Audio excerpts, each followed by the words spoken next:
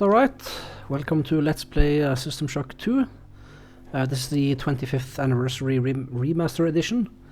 This is definitely one of my all-time favorite games. I have sort of a top 5 list and this one is definitely on it.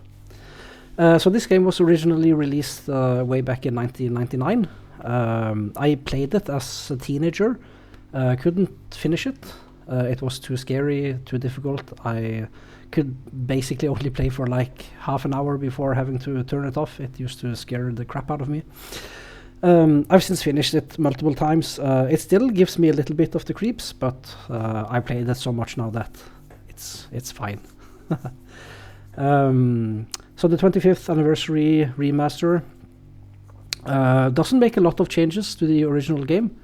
It sort of follows in the recent vein of remakes and remasters staying true to the originals, which is what I like. So the original was developed by Irrational Games and Looking Glass Studios. Fans of those companies might also recognize them for being the creators of the original Thief games. And in fact, the System Shock 2 engine runs on the Thief engine. So it's a little bit similar if you've ever played those games. So yeah, what else to say? My plan with this playthrough is to play completionist, as I usually do. I'm also going to try to min-max a little bit. Not excessively, but we will basically be swimming in cyber modules, which is the game's currency for upgrading skills and abilities. And it really pays to explore everywhere in this game. You really do find oh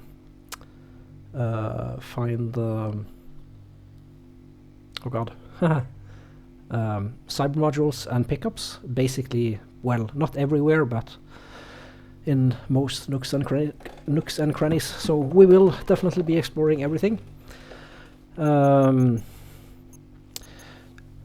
Let's not look at the trophies, actually, because that's sort of spoiler territory. I mean, this is a 26-year-old game, so I'm not really too I don't really care too much about spoilers at this point. New to the remaster is also the Vault, which has a lot of concept art and yeah, documents, manuals, and scans. I didn't plan on going through these, but we might have a look at least some of them. Images of the protagonist, known by the fans as Goggles. Yeah, this is early concept art.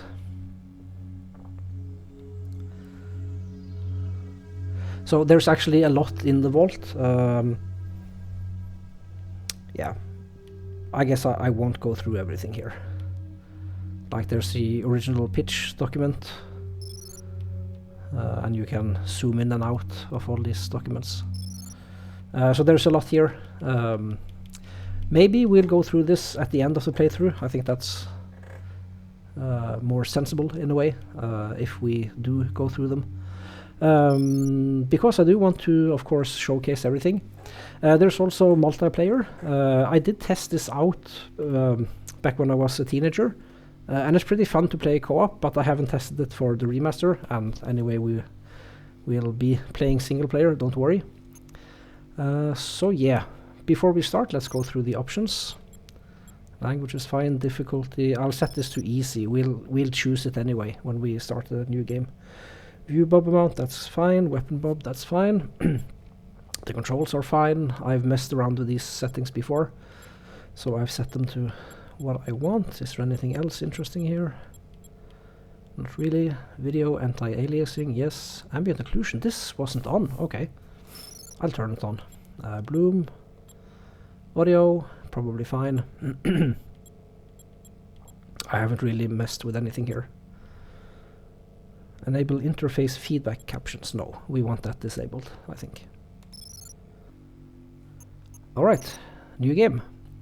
Easy. Player health and psi points are increased. The value of items is lower. The cost of player upgrades is slightly lower.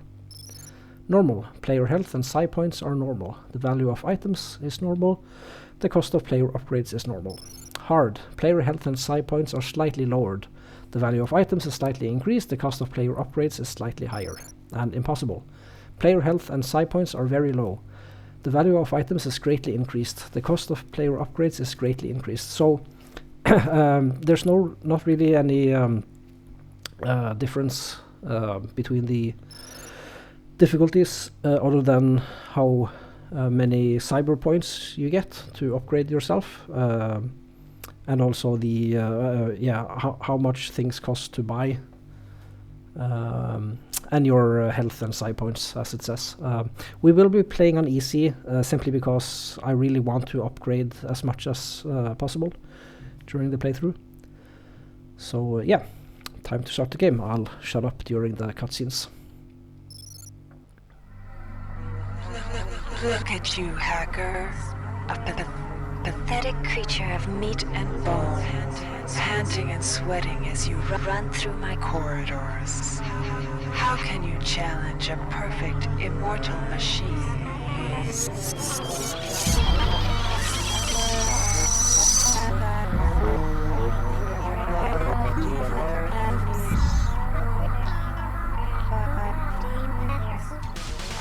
In 2072, a rogue artificial intelligence known as Shodan lost her mind. In her limitless imagination, Shodan saw herself as a goddess, destined to inherit the earth. That image was snuffed out by the hacker who created her.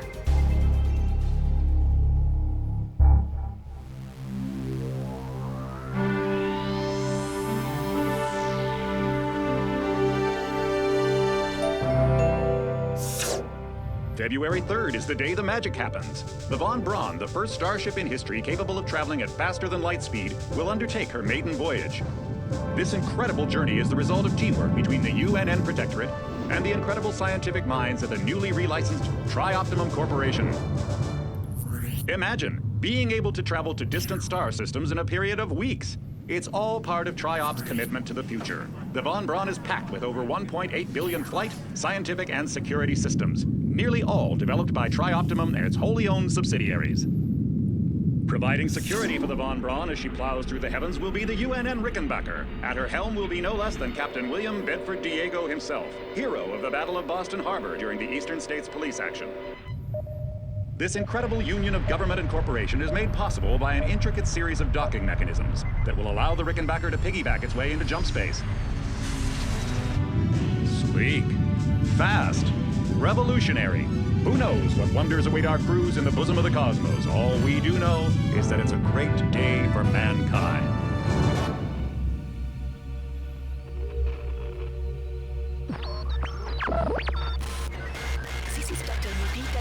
As a UNN Von Braun, we've been hijacked by an unknown force. Ship security has been compromised. Do not allow the ship... Repeat, do not allow the ship to leave under any circumstances. I don't know what we're up against here. Uh-oh. Yeah, that doesn't sound ominous at all.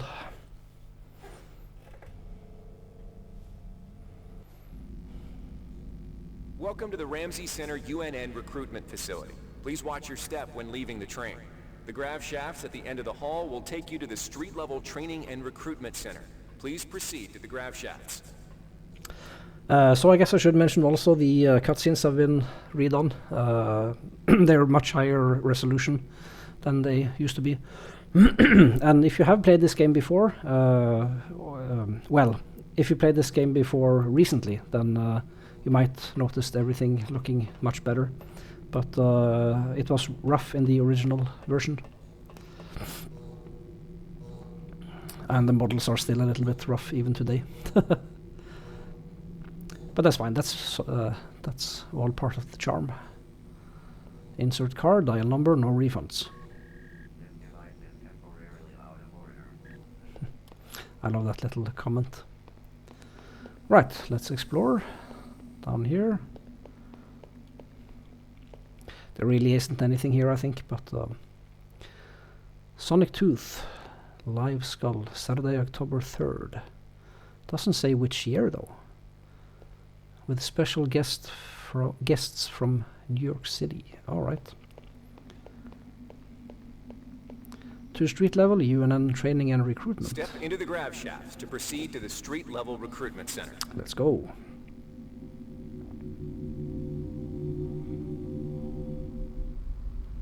Oh, this way apparently. So what we'll definitely want to do immediately after stepping off the grav shafts is go back here, mantle up here, and pick up a basketball. Basketball picked up. There's a reason for picking that up, which will come into play much later in the playthrough. But I won't spoil it here. Other than that basketball, there really isn't anything here, but we can explore a little bit on the street level. So we don't yet have an interface, so we can't search garbage cans and whatnot. Happy Noodle. Sandman Audio. And I'm pretty sure before we couldn't really read the menu. I won't bother reading everything here. Appetizers, noodles in broth, yeah, various stuff. But I'm willing to bet that texture is upgraded for this remaster. Excuse me.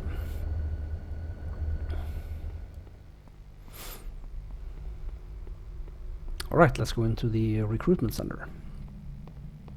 Before you choose your career, you'll want to learn some basic abilities. First, you should go into the basic training center. When you're done with basic training, proceed to the advanced training area. Yes, sir. So we basically don't have to do anything. We can just run through the doors to advanced training and then immediately choose a career path and then be on our way. But of course, since we're playing completionist, we do want to see what the game has to offer.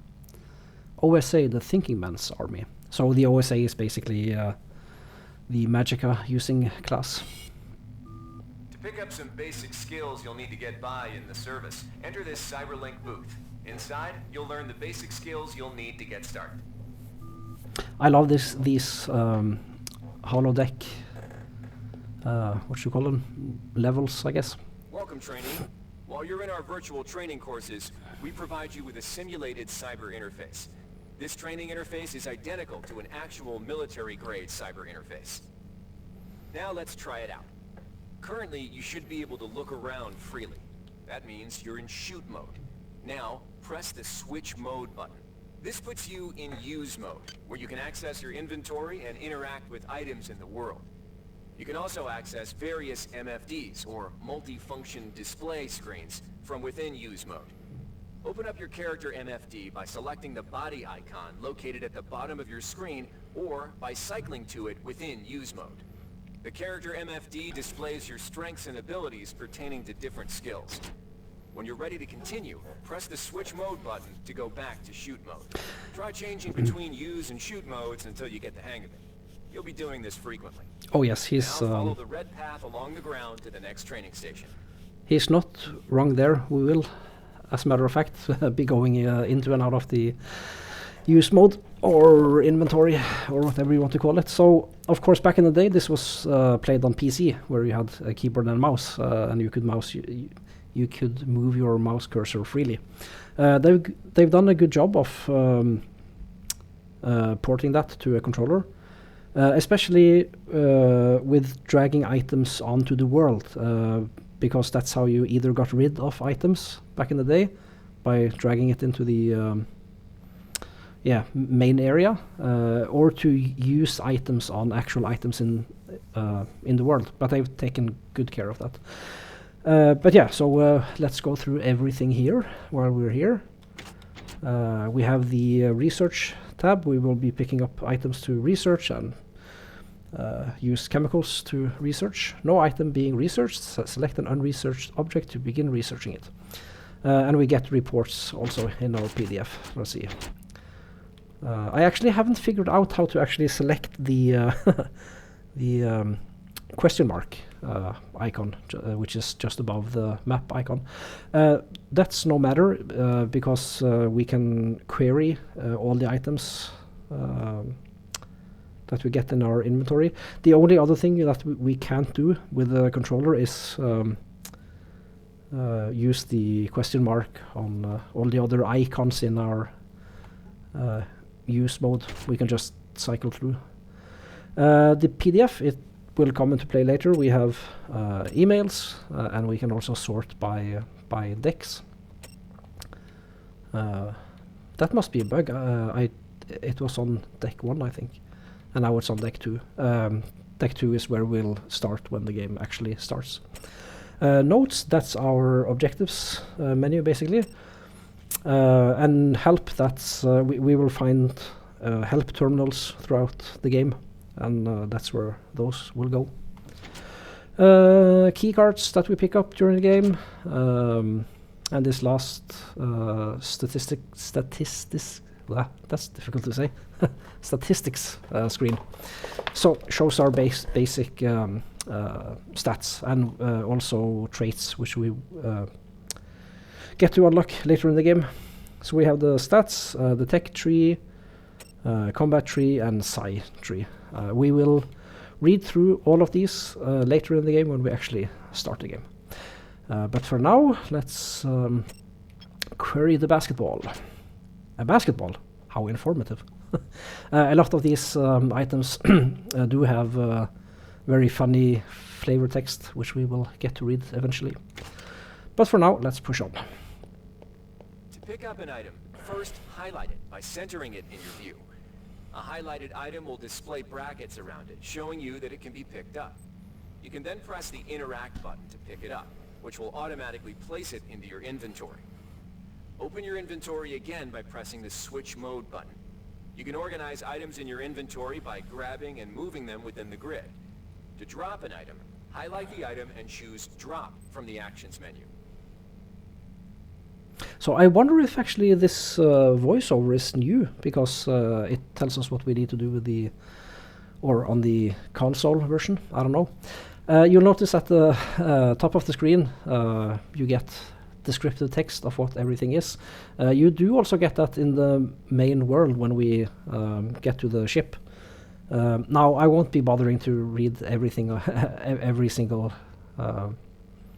instance of that, but I'm just noting it. A bag of chips, a bottle of juice, but we will of course read the flavor text.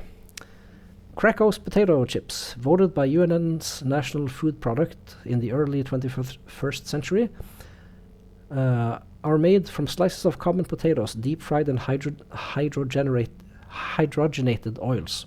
This treat is often supplemented with vitamins to boost its questionable nutritional value. When you need a tasty treat, Krakows are the chips to beat. Eat them by the bunch or by pound, new improved Krakows won't let you down. Krakows Neuronet Promotion 2111. A bottle of juice, produced from generated gene... Oh, I gotta be careful. Produced from gene-crafted fruit in hydroponic tanks. The popular tasty fruit caffeinated fruit drink is chock full of vitamins, sugar, and fruit pulp. Excellent. So we'll use those to pump up our health. I don't think there's any point in actually maxing out our health. To interact with objects like buttons and computers, highlight them by centering them in your view and pressing the Interact button. Similar to items, all usable objects will be highlighted with brackets around them. Go ahead and activate the lift by interacting with the button on the pillar. If you can still see your inventory, it means you're in use mode. I'm in use mode. Return to shoot mode by pressing the Switch Mode button. Yeah, so if you're a connoisseur of, I don't know, 90s games, I guess, then the tutorials are often painstakingly detailed about these kinds of things. But I love it. The item you see here is a med hypo. Pick it up, then open your inventory by pressing the Switch Mode button.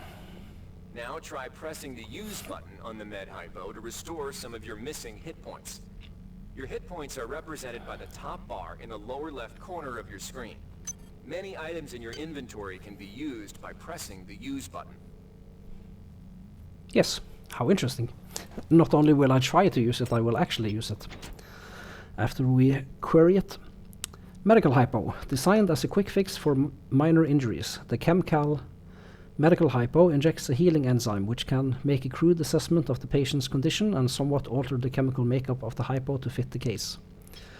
In addition, the hypo contains a mixture of standard painkillers and anticoagulants. Not meant as a treatment for serious injury, the med hypo will do in a pinch. The only downside is the rather sharp stick of the over-engineered wax needle, which was nearly recalled 12 years ago on its introduction. Strong litigation by Triop's legal department eliminated that potentially costly eventuality. So let's use it. And you see my health goes fast up at first and then slowly See the increases. crate in front of you? You can search crates and other similar containers for items by highlighting it and pressing the Interact button. This will display a small container window revealing what is inside of it. To take an item from the container, highlight it and press the Take button. This will automatically place that item in your inventory. To close the container window and return to shoot mode, press the Switch Mode button. I love that it's so thorough with explaining. Well, gee, the take action actually takes the item. That's interesting. So this is the first example we see of a chemical. This is fermium, a small quantity. Let's query it. Research software and nanite-driven molecular processing has come to mean that the necessary material for performing basic research no longer includes complex organics and complex synthetics. Instead, chemical elements serve as raw materials for the nanite research processors and are combined as needed. Chemical containers such as this one are carefully designed to prevent the material from reacting with the environment either chemically or energetically, and are fitted with dispensing nozzles that dock with most standard nanite injection ports. So we have a lot of different elements in the game, but the flavor text is entirely the same for every one of them. One of the most important tools you have as a soldier is your Personal Digital Assistant, or PDA. This device stores audio logs, emails, and other useful information. You can open the PDA by selecting the disk icon located at the bottom of your screen, or by cycling to it within use mode. Now try picking up the audio log item in front of you. An audio log, trainer 6th of February 6th. I guess it's 2111, isn't it? 2111. The message currently visible on your screen is coming from the audio log you just picked up. You can listen to the most recent log you picked up by pressing the Play Media button. Conveniently, your PDA now contains that audio log, which can be replayed at any time in the logs section. You're also able to reread any email received in the email section. Similarly, as you complete objectives and discover crucial items, the notes section will populate with mission data. Yes, and he is exactly correct. We can actually view this stuff. And the email section, it's not just text, it's actually voice email. But what that means is it's messages sent directly to you and not audio logs that you pick up. And we do want to replay some of them because some of them contain not passwords, pass codes. Yeah, that's it. Now it's time to learn about jumping and mantling. To jump, simply press the jump button. Some surfaces can be mantled onto by holding down the jump button. Mantling lets you pull yourself up to ledges and other high places in front of you. Give it a try. Like so. So if you've ever played the Thief games, the OG Thief games, this is familiar to you. The mantling system is, I believe it's the same. If it's different, it's just in minor ways. Climb a ladder, simply walk into it and look upward. You'll automatically start climbing the ladder. Oh, he was thankfully brief there. You've done well. Yay. Remember, if you're unclear on any aspect of what you've just learned, you can repeat the training as often as you wish. Well, once is enough for me, to be honest. Alright, on to advanced training. If you've completed basic training, you're ready for the advanced lessons provided here. Advanced training will familiarize you with the 3 key areas of military service: weapons training, technical training, and psionics training. Approach the Cyberlink booth of your choice to train in that area. When you've finished training in the 3 areas, proceed directly to the Recruitment Center to choose and start your military career. Yeah, so we will definitely be going through all of these in order, just to check out all gameplay mechanics. If you want to learn the weapon skills it takes to even think about joining the Marines, come on in. We're looking for a few good men. Good to have you on board. You'll notice when you're in the Cyberlink booth, the UNN has kindly provided you with a virtual cyber interface, and all the simulated skill levels you'll need for the training tasks. But don't get too cocky. They'll disappear once you leave the booth. Yeah, so I think now we have our stats are higher. Well, no, maybe in the combat section. Yeah, I think we didn't have the energy skill at 2 before we entered. Anyway. Now we'll teach you how to handle a firearm. Pick up the pistol and the clip from the table. You can equip the weapon by either dragging it into your weapon equip slot on the right side of your inventory, or by selecting equip from the actions menu. To lock and load the ammo clip, hit the reload button. Once you've loaded the firearm, take a shot at the dummy robot by pressing the fire button when in shoot mode. Notice how its health bar gets shorter as you chip away at it. Standard stuff. The explosion effect is much better in the remaster than the original. But of course, we'll read the flavor text. Query. Pistol. The Talon M2A3 45 caliber pistol requires a standard weapon skill of 1 in order to use. Both modifications to the pistol increase damage. The first also increases the clip size, while the second decreases the reload time. Developed by Tri-Optimum's military division, the Talon M2A3 is a standard issue sidearm provided to all UNN military personnel. After 23 years in service, the weapon has been designed to accept a number of kinds of ammunition, including the standard steel-jacketed rounds, uranium-tipped armor-piercing rounds, and even nanite-based anti-personnel rounds. And the pistol will be our main ranged weapon during the game. Standard bullets. This 45 standard round is encased in a solid steel jacket to provide general purpose stopping power. The main advantage of this ordnance is that it's extremely cheap to produce and therefore readily available. No target type is either particularly vulnerable nor resistant to these rounds.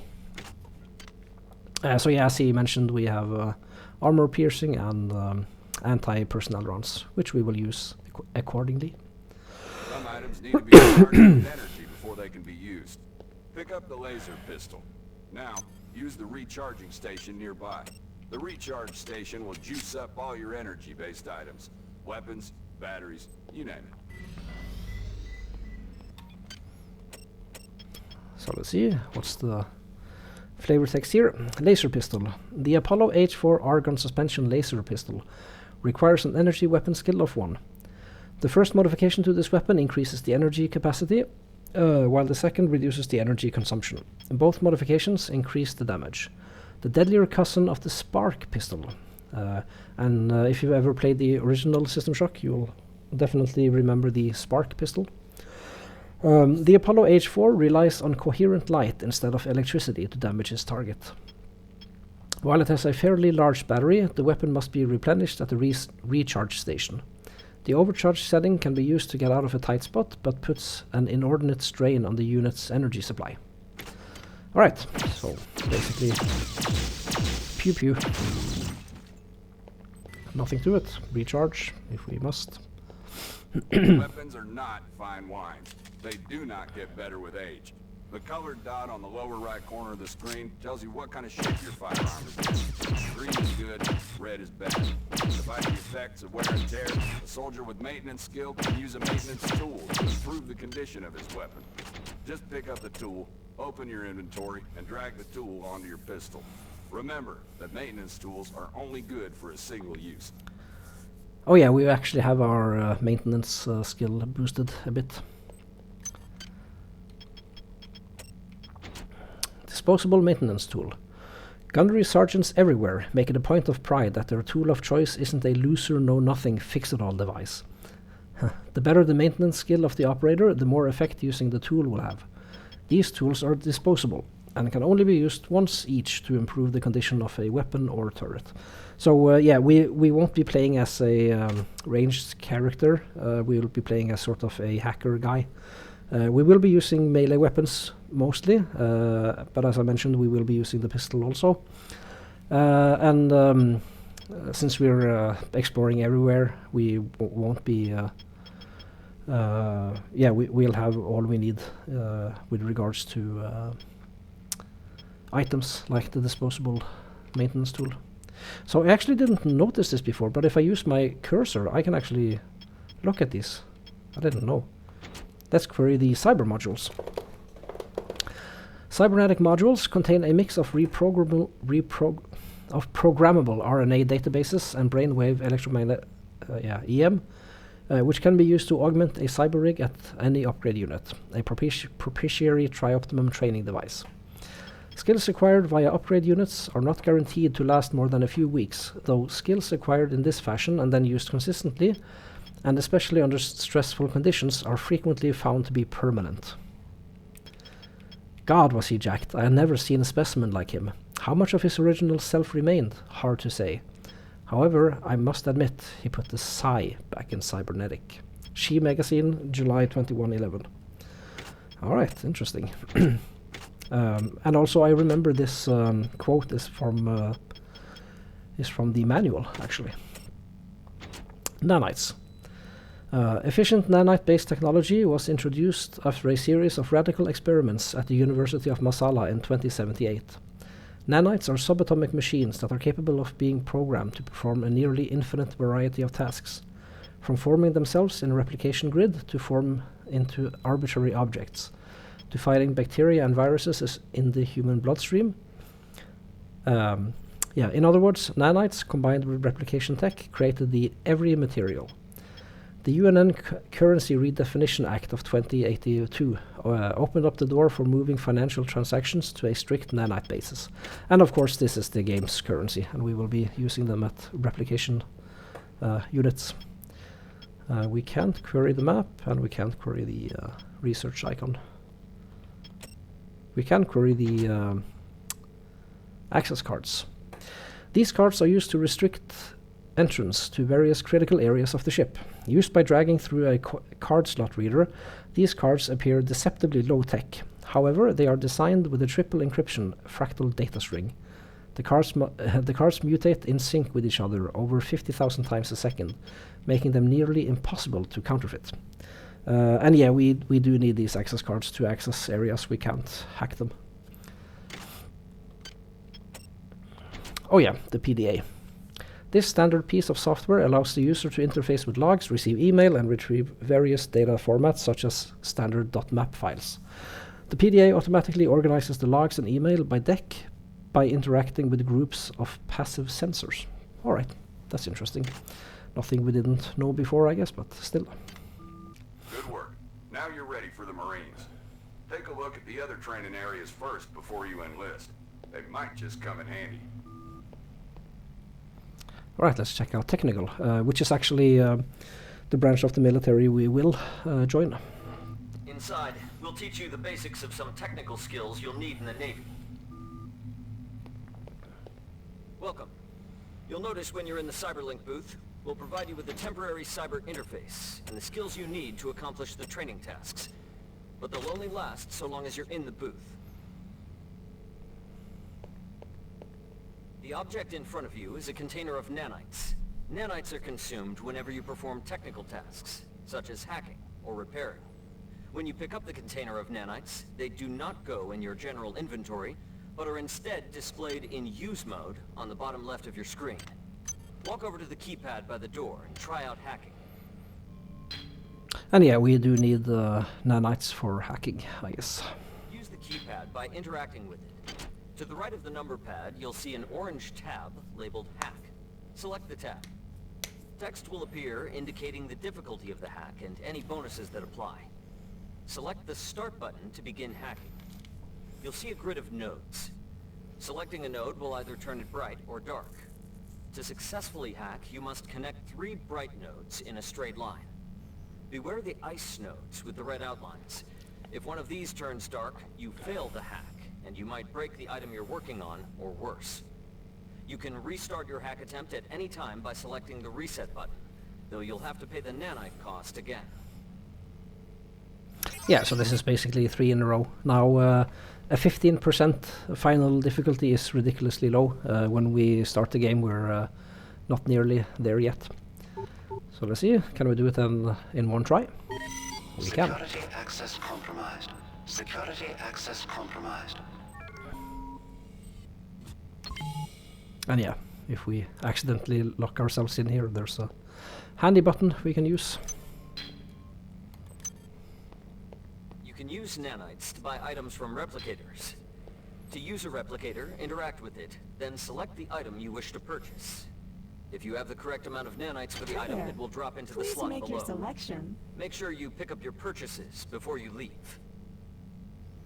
Let's buy some standard bullets. Thank you for choosing Value Wrap. It's so fun to buy things from these machines. This is a security camera. If a camera spots you, it will raise an alarm and summon security forces to your location. You can either wait out the alarm, or access the nearest security computer to stop the alarm immediately. You can also hack security computers to temporarily disable all cameras and turrets in the area. To hack a security computer, interact with it, then select the hack button. Yeah, let's hack it. Why not? Security system offline. Pretty standard fare. Now we're able to go in here and pick up the nanites. Nothing too interesting going on. You've learned the basics of the technical skills. There are several other technical skills you'll learn throughout the course of your career, such as repairing items and modifying weapons. The cyber interfaces for these tasks are similar to the hacking interface. Before you enlist in the Navy, try out the other training courses. Yes, sir, I will, yeah. So we basically won't ever set off the alarm. I'll make sure not to set them off. We don't want that. Psionics.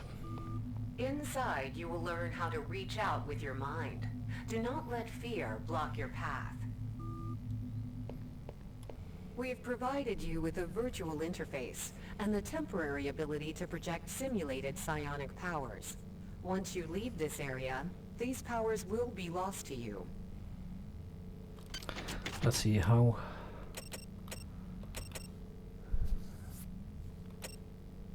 Oh yeah, I think all of these skills are actually raised to the same amount during all these training exercises. The bottom bar in the lower left of your screen tells you how many psi points you have. Psi points represent your current ability to use psi powers.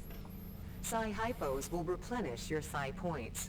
Try using a psi hypo and watch your psi points increase. When you've reached your maximum in psi points, move to the next station. Psi Hypo. The Psi Booster Hypo contains a potent cocktail of tension relievers, dopamine inhibitors, and circulatory stimulators. A dose will increase your Psi points by 20, up to your maximum. The Surgeon General has warned that Psi Booster Hypos can be habit-forming and dangerous to your health. Note also that the manufacturer has used a special patented process to make these items unable to be duplicated by those who know the molecular duplication psi discipline in order to protect their monopoly. So I guess I should say that we don't, we're not going to be using psionics basically at all. There is one skill I want though, which is what's it called again? It allows you to pull items towards you. We will learn about this pretty soon. But yeah, that's basically all the psionics we'll use.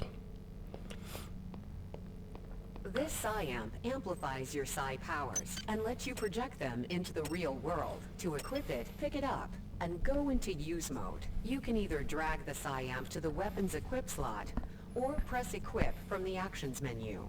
Firing the psi-amp activates your currently selected psi discipline. You currently have access to 2 disciplines, cryokinesis and kinetic redirection. Psi disciplines can be switched by pressing the Cycle Powers button, or from within use mode. Later, pressing the weapon setting button will allow you to select Psi disciplines from higher tiers. You can also choose Psi disciplines and tiers in the Psi section of your MFD. Use cryokinesis to destroy the robot, and kinetic redirection to pull that nanite container towards you. Be careful. Holding the fire button can augment the power, but holding it for too long will cause burnout, which will damage you. If you run out of psi points, use another psi hypo. Yeah. Psionic Amplifier, developed by Esper Industries, a critical branch of Triop's military R&D division. This controversial device allows psionically able individuals to amplify and project their powers into the world. Before the development of the Psi-Amp, Psi powers were mostly only detectable in a lab environment. The amp contains and inhibits the normal diffusion problems inherent in Psi phenomena. The amp also allows the user to effectively channel their innate Psi powers to a number of prescribed effects. This device caused a furor in the Psi community, primarily because of its obvious military applications, but also because of the amp's tendency to define psionic disciplines along a few specific and generally utilitarian axes. So yeah, this is basically magic. Let's see. Let's equip it. Let's use Psi pull, kinetic redirection, she calls it. So let's see. That basically allows us to pull objects towards us, and there are, I'm guessing, 5 or 6, something like that, places in the game where items are actually out of reach, where we basically need this skill if we want to get it. Now let's see, how do I switch Psi powers again? Oh yeah, I need to go into the Psi menu. Here we go. Kinetic cryokinesis. We'll read all of these flavor texts when we get to the first upgrade stations, which is not yet.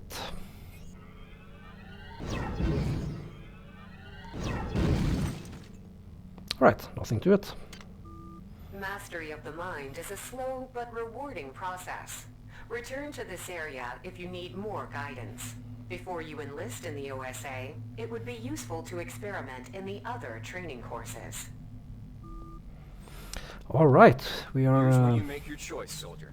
Here's where you enlist in one of the 3 branches of the military. Once you decide on your branch of service, there's no going back.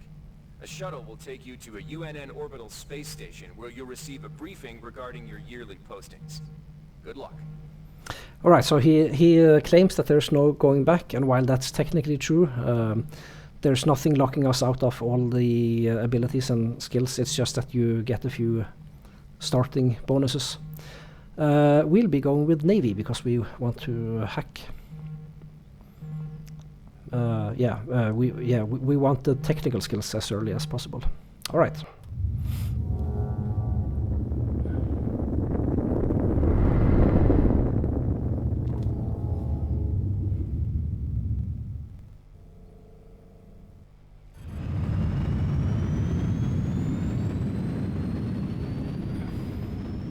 I just love the upgraded graphics in the remaster. It looks so pretty. Shuttle control. We do not lock. So this area is basically just a glorified character creation screen in a way.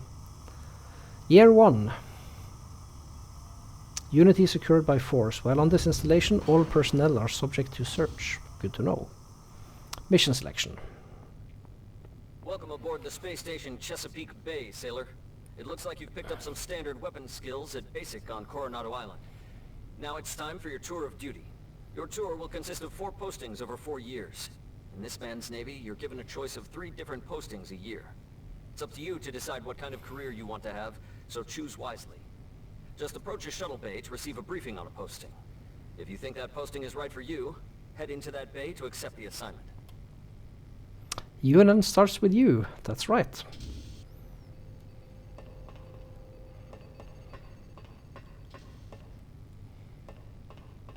So we can't go into any of these rooms.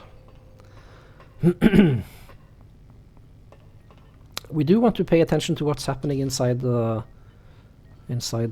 this room, but not during the first year, but during the 3rd and last year. You'll see what I mean when we get there.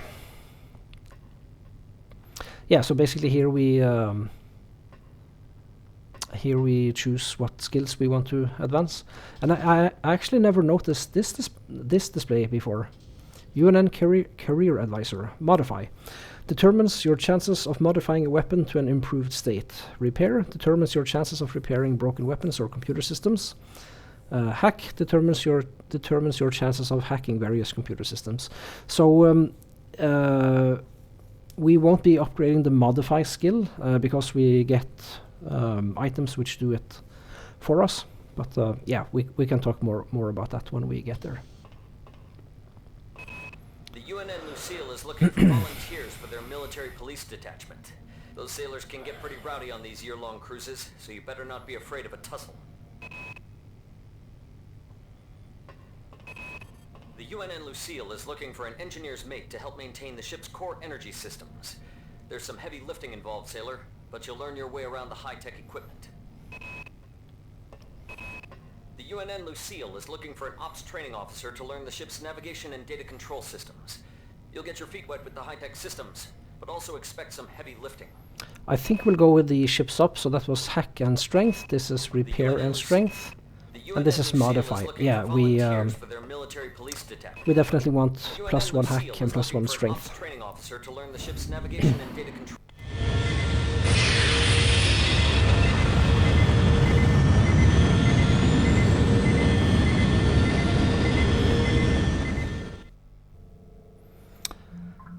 Alright, February 3rd, 2112. Your tour of duty aboard the UNN Lucille has concluded. You spent a productive year. Captain Mayer was pleased with your work, especially with the initiative you showed in physical training. A friendly ensign showed you some back doors into the ship's primary data loop, and you spent your time off pumping good old-fashioned iron. You've gained +1 hack and +1 strength. Good. Year 2.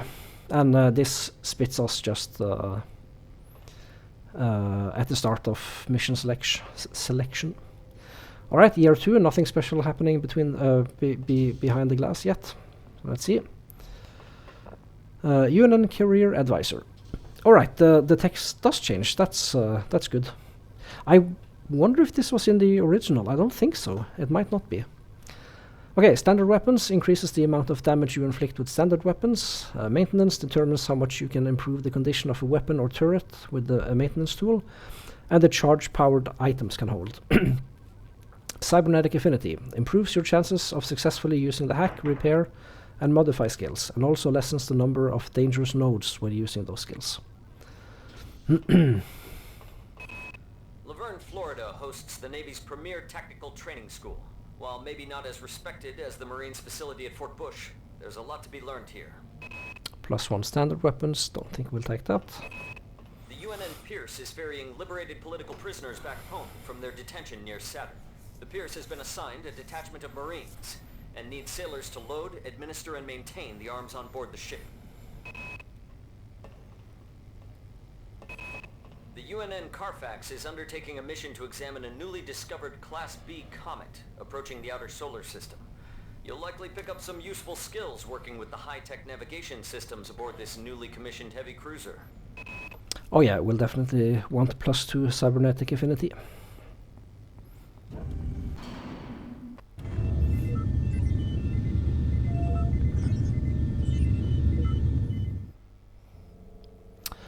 February 11th, 2113. Your tour of duty aboard the UNN Carfax has concluded. It was a good year for you, but not a great one for the Carfax. After taking a surprise hit from a small meteorite that separated from the larger mass, the Carfax was forced to limp home with 123 casualties, including the chief navigation officer. You stepped in and filled his shoes, and by the end of the year you became quite skilled with the NeuroNav interface. Interesting. Very science fiction-y. Alright, year 3. Let's pay attention to this robot.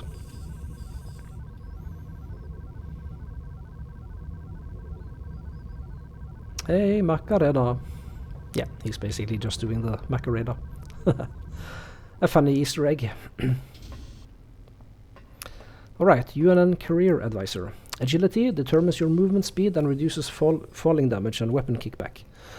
Endurance determines your maximum hit points and your resistance to radiation and toxins. Research determines the efficiency of your research. Researching organs can yield useful information, and some items cannot be used without first being researched.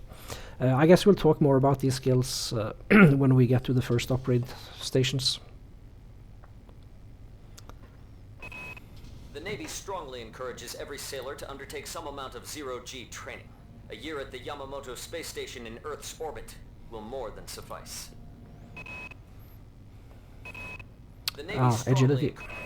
The Navy maintains a survival training school on the surface of Io, the third moon of Jupiter. Pros, there's no better way to improve stamina and survival skills. Cons, the 21.2% mortality rate. That's a pretty big con. The Navy's Marie Curie research facility on Aquinas 4 is currently conducting research on a new strain of spaceborne virus that killed 220,000 citizens of New Atlanta. To lift the quarantine, we must determine how the virus pierced the city's micronanite shielding. Alright, so we'll definitely go for agility. We want to improve agility as quickly as we can, mainly because it increases our movement speed. And that makes it easier to run around the ship when we get there, which is all around a good thing. So it's endurance, agility, here we go. Strongly encourages every sailor to undertake some amount of zero-G training. A year at the Yamamoto space station in Earth.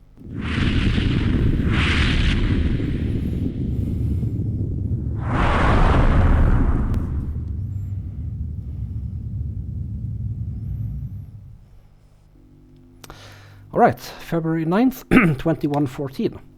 Your tour of duty at the Yamamoto station has concluded. You certainly weren't prepared for the events of this year. Captain Willits was never popular with his men, but you never expected half the crew to mutiny. The taut days spent regaining control of the ship with the captain lent you a grace and agility you never knew you were capable of. You've gained +2 agility. And right here we'll take a break and be back for the actual start of the game. There's a cutscene coming up, which is why I wanna make a break right here. And it's been about an hour, so that's pretty fitting. So yeah, this has been Let's Play System Shock 2 25th Anniversary Remaster. Thank you for being here, and I will see you next time. Bye bye.